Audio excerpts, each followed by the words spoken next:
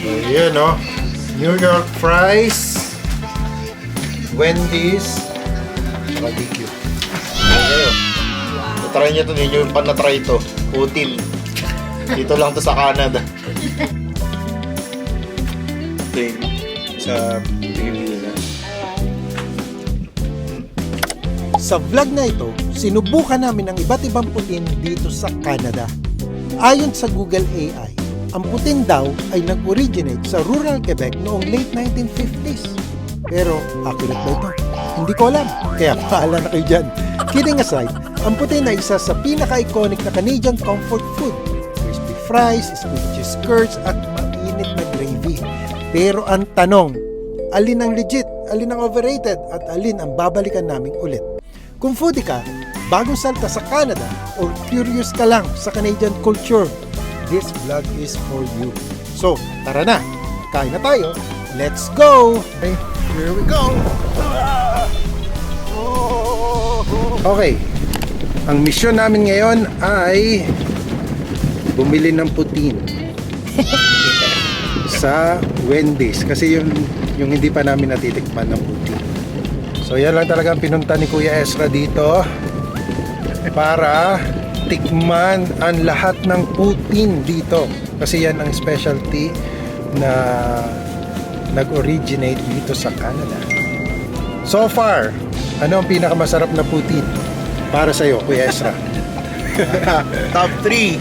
Top 3 natin so far. No specific order. Pero so far, top 3. Andyan yung sa KFC, New York fries, and then McDonald's. Sorry. McDonald's? Masarap talaga Yeah, McD's. compared sa A&W. Kasi yung sa McD's kasi na na-try ko, kuya, is meron siyang bacon strips, meron din siyang chicken strips, and then not only yung gravy, pero meron din siyang ranch sauce. Oh. So, kaya medyo angat siya dun sa mga na-try natin na iba. Kasi dun sa iba, most likely yung basic putin lang yung available sa kanila. Which is, andyan yung fries, andyan yung sauce, and then cheese curds, or sometimes it's mozzarella sticks. Mozza balls. So, ayun, iba-iba rin. Kaya, it's like almost comparing apples and oranges. Ayun. At ang hindi na lang niya natitikman is meron mang putin talaga sa Wendy's. Wendy's daw eh. Meron pa bang iba? Meron, nagtrabaho doon si Lexie eh. Dito. Okay. So, alam niya. No? So, So, tingnan natin. Kung wala, di wala. Tingnan natin kung saan meron. Sayang, hindi mo na-review lahat ng kinainan mo dito ng putin eh, no? Oh, actually, hindi ko alam yung putin pagdating dito sa Canada eh. Talagang sa inyo ko na lang nalaman. So, I'm really looking forward sa mga moose steak, yung mga ganyan eh. Pero, hindi tayo nagkaroon ng opportunity. So, ayun, yung putin, parang first time, play along lang eh. Pero, habang tumagal, dumami yung araw, putin lagi yung naka-order. Kaya, ayun, yun yung naging opportunity natin. Ayos. Kasi dapat talaga pagka halimbawa nagta-travel ka, syempre ang titikman mo doon sa isang lugar na yun is yung anong tawag doon?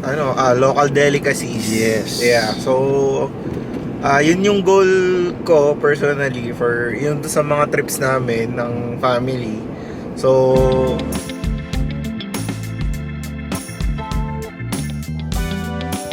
Ay, hindi. Isa lang nga natin. Paano ba i-close? Ito ay isang loaded at saka oh yes, please. Yeah. Hindi na may masaran. Ay, ganun lang. Ganun lang. It's that simple. So, ito ay isang bacon double cheese and regular classic poutine. Dito tayo sa Wendy's at saka DQ. Ayan, magkalapit kasi sila eh.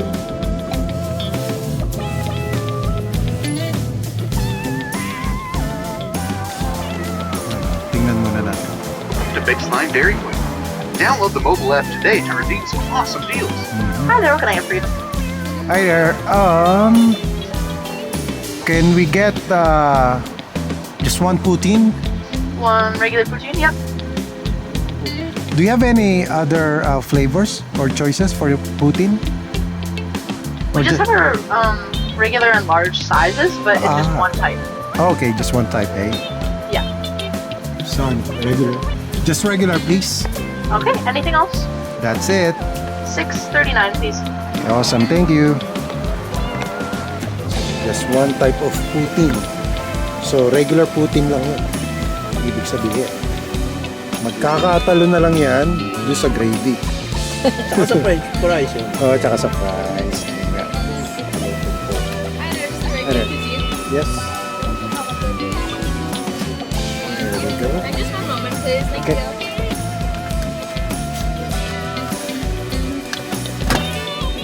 After that, ayun, kapitbahay lang yung Wendy's.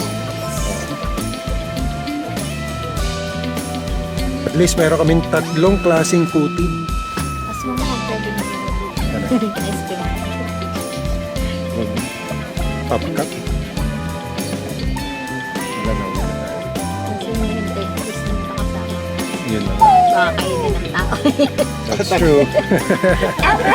Pwede mo Mag-bike ka nga dyan, Esther. Mag-start ka nga. Eh kaso huli na, dapat sinabi natin. Pwede try hindi, di ba? Gusto mo?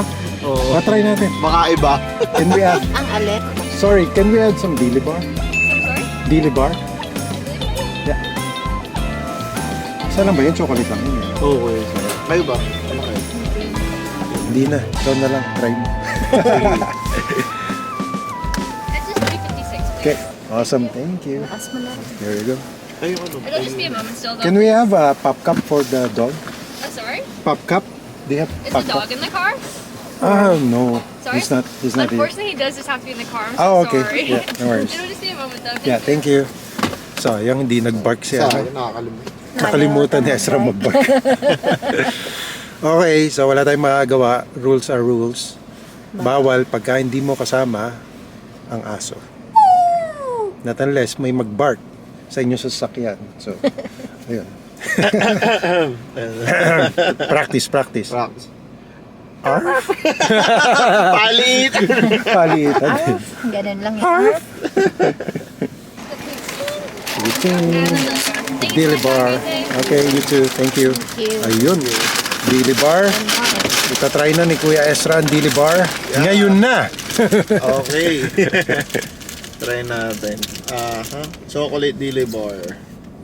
Hindi ko na babasahin yung nutrition facts. Dili Bar pa rin to. So yung Dili Bar nila dito, no, nakapalot sa plastic. Sa atin kasi, patong-patong lang sa papel eh. Oh? Dili bar sa DQ rin? Yup. Oh, okay. Kaya ito yung, syempre, ito yung mga basic na ano eh, titikman mo sa Dairy King Dili Bar. Lalo na pag yung mga katulad namin nung Prom D.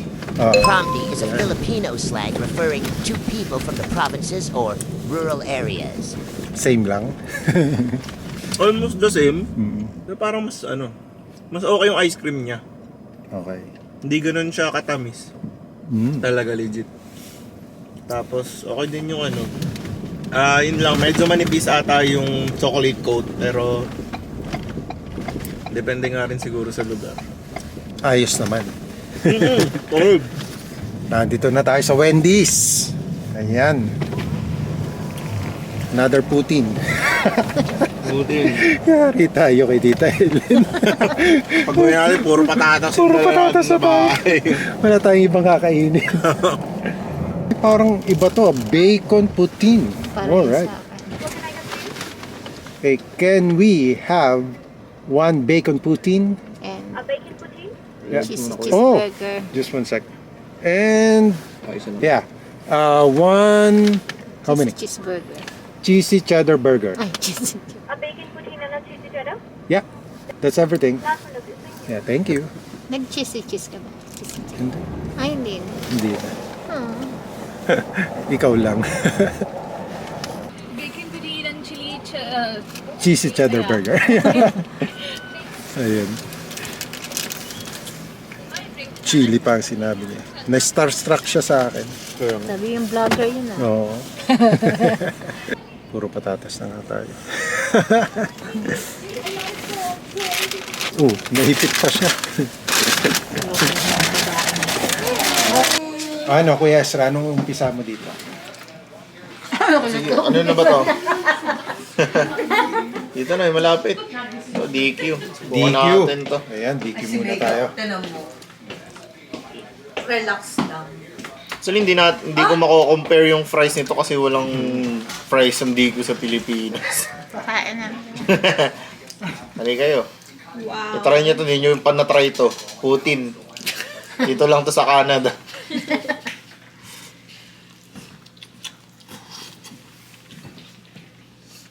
Dito ka, Tita Helen. Ayoko na. Ayaw muna. Okay, okay siya. Baka sumipa at pumalo ang aking Ikaw, Erin. Kain. Try natin to sa Iba na. Wendy's. Wendy's. Wow. Wow, Wendy's. So yung sa Wendy's no, may ano, may bacon. Bacon yun.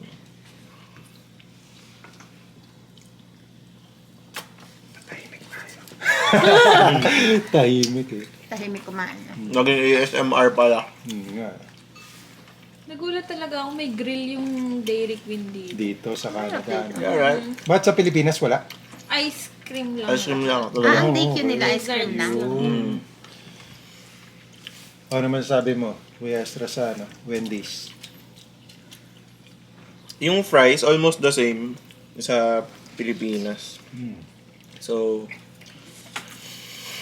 Yung gravy. nothing Gravy? special. Pero yung gravy, medyo okay. Tapos may Naiyak. may bacon strip. Ah, ikaw? Bawal. Masarap. Masarap tong DQ ah. Masarap yung gravy niya. Lasang. Parang lasang ano din. KFC. Almost, no? Almost. Yung gravy niya. Ito naman sa Wendy's.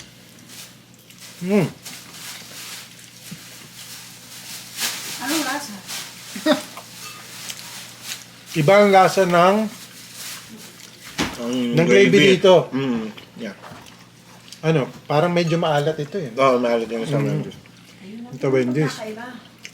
Maalat yung sauce ng isa. Baka dito Masama ka parang dito, walang- Ramba, sa vlog namin. Parang walang Ano yung gravy? gravy. Okay, ito naman sa New York fries. Tikman natin ha. It's from New York. New York fries. Hindi Tikman siya natin. mag-gravy na. Ha? Consumed in Canada. Yung batang nandinila sa Masarap yung akin. fries nito. Mm. New York fries. No? Talaga, panalo talaga yung fries nila. Pantapat sa McDonald's. Oh my gosh. Kasi itong New York fries ay kasama yung ano, Balat. may kasamang balat siya. Yeah, skin.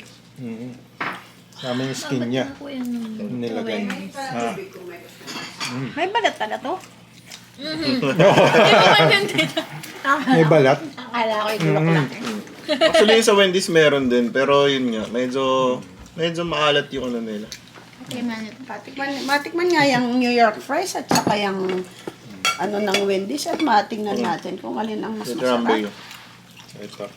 Parang mas gusto ko tong Sa Wendy's. sa DQ. Yung gravy niya. O gravy. Yung gravy. Ay, hindi mag-gravy.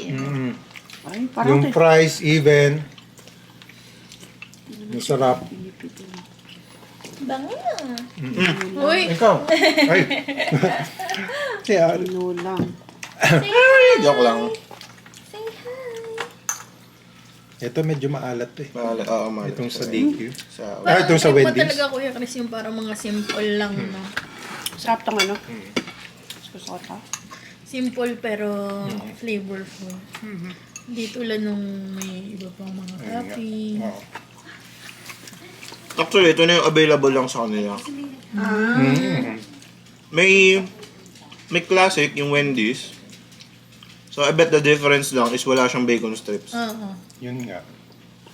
Yung DQ, one type lang siya. Ito lang, yung regular nila. Yep. Regular poutine. And, talaga nagkakatalo sila doon sa gravy.